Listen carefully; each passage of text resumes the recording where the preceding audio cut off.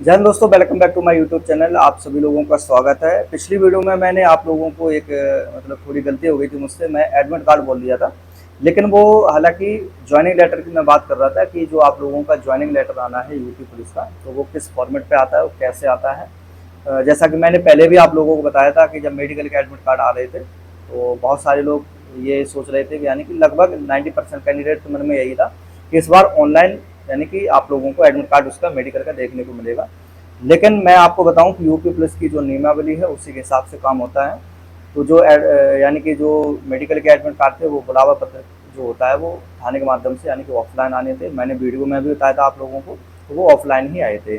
आज की वीडियो के माध्यम से बात मैं कर लूँगा कि यूपी पुलिस का जो ज्वाइनिंग लेटर है वो आप लोगों का कब से आने लगेंगे और किस फॉर्मेट में आएगा, कैसे आएंगे। ठीक है, जहाँ तक मुझे लग रहा है कि 50% कैंडिडेट का तो यही पता ही होगा, क्योंकि उनके कोई ना कोई रिलेशन घर में परिवार में ऐसे होंगे जो यूपी पुलिस में भी होंगे, तो उन्होंने बता दिया होगा, या फिर यूट्यूब पे भी बहुत सारी वीडियोज़ हैं तो उनको पता चल गया होगा। लेकिन मैं अपनी तरफ से भी आप लोगों को बताने की कोशिश मतलब करूँगा, तो आप लोग वीडियो के अंत तक ज़रूर बने रहिएगा।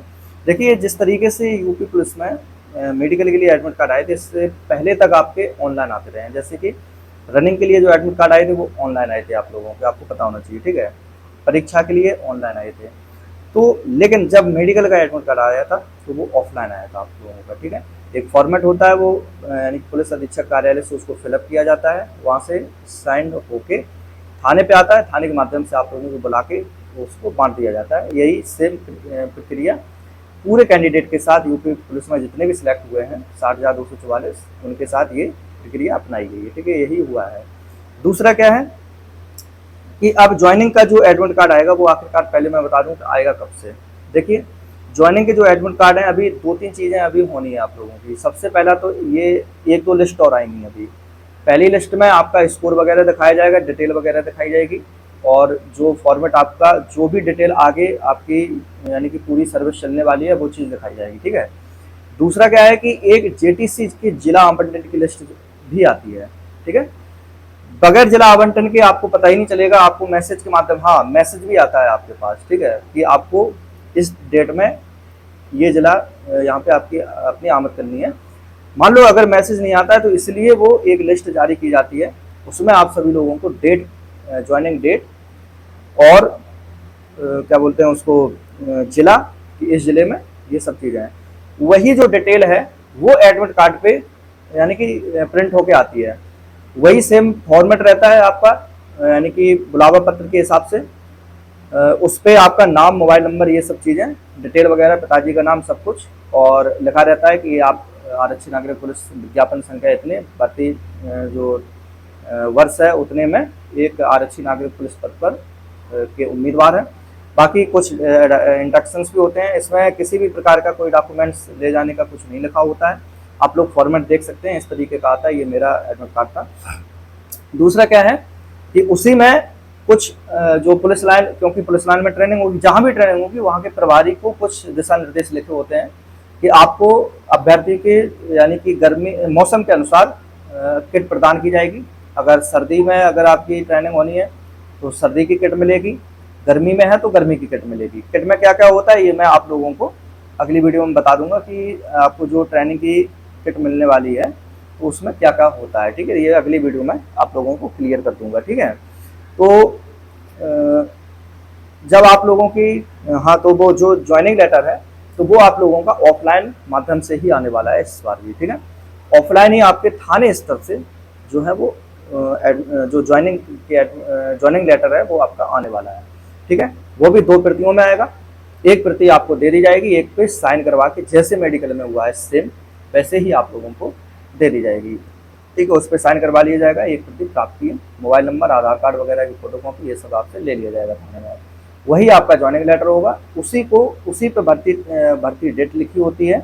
ठीक है, कि आपको इस डेट में और इस जिले में आपको आमद करानी है जाके।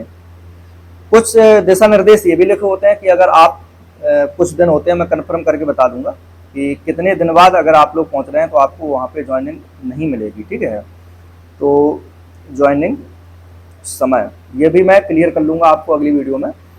तो उस पर ये चीज़ लिखी होती है कि आप स्वयं जिम्मेदार होंगे अगर आप भर्ती डेट के इतने दिन बाद या फिर किसी कारणवश, या फिर आपके पास वैध कारण हो, कुछ कारण हो जैसे कि आपका कुछ दिक्कत समस्या हो गई, तो उसका पूरा विस्तृत कारण लेके जाइएगा, तभी आपको वहाँ पे ज्वाइनिंग मिल सकती है। ठीक है, ये भी मैं नोट कर ले रहा हूँ कि क्या वैध कारण आपको लेके चलना है वहाँ पे।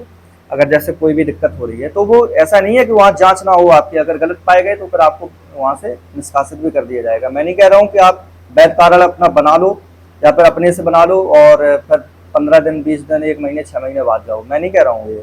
ये आपकी जिम्मेदारी है कि आपका अगर कोई दिक्कत समस्या है तभी आप अपना वहाँ पे दिखाइएगा, अगर नहीं जा पा रहे हैं तब की बात है। ठीक है, तो ये जो ज्वाइनिंग है, तो जो डेट है उस डेट पे आपको उस जिले में पहुंचना होता है। 1-2 दिन पहले भी पहुंच जाए, अगर 1-2 दिन लेट भी हो रहे हैं तब कोई दिक्कत नहीं है, क्योंकि जब वो आते रहते हैं कैंडिडेट, मान लो जैसे कहीं दूर से हैं तो हो सकता है वो 2 दिन बाद भी आ सकता है, 3 दिन बाद भी आ सकता है, ऐसा नहीं है, उससे कोई दिक्कत नहीं है।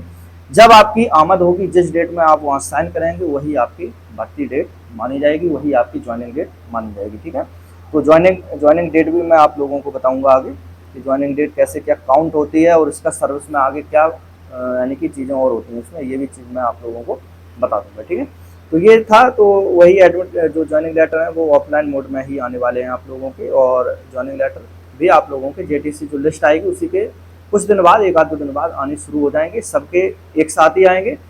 क्योंकि सबकी ऐसा तो है नहीं कि सबको अलग अलग डेट पे बुलाया जाए। जो भर्ती जो ट्रेनिंग डेट है वो 17 जून ही कंफर्म है, 17 जून ही सभी के लिए है। ऐसा नहीं कि किसी को 20 जून है तो किसी को 25 जून दे दी जा रही है, ऐसी नहीं है। वो 17 जून सब में आएगी और उससे पहले ही एडमिट कार्ड आप लोगों के आ जाएंगे। तो 17 जून में हर प्रत्येक सेंटर पर, यूपी के जितने भी सेंटर पर ट्रेनिंग होनी है उस पर आपको जाके आमद करवानी है अपनी। ठीक है, क्या क्या सामान ले जाना है तो इस पर भी मैं वीडियो लेके आऊँगा। ठीक है, तो आप लोग ज़रूर विजिट करिएगा। तो ये चीज़ मैं आपको जानकारी देना उचित समझा।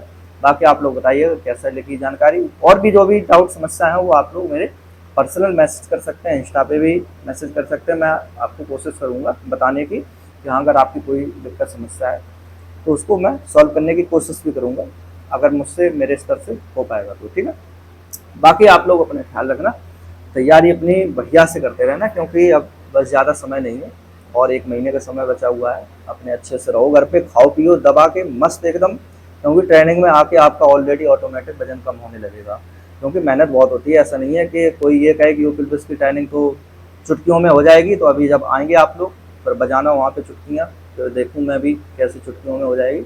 ऐसा नहीं है, ट्रेनिंग होती है। हाँ, इतना ज़रूर है कि अब अपने स्तर के हिसाब से होता है सब कुछ, वो बात अलग है।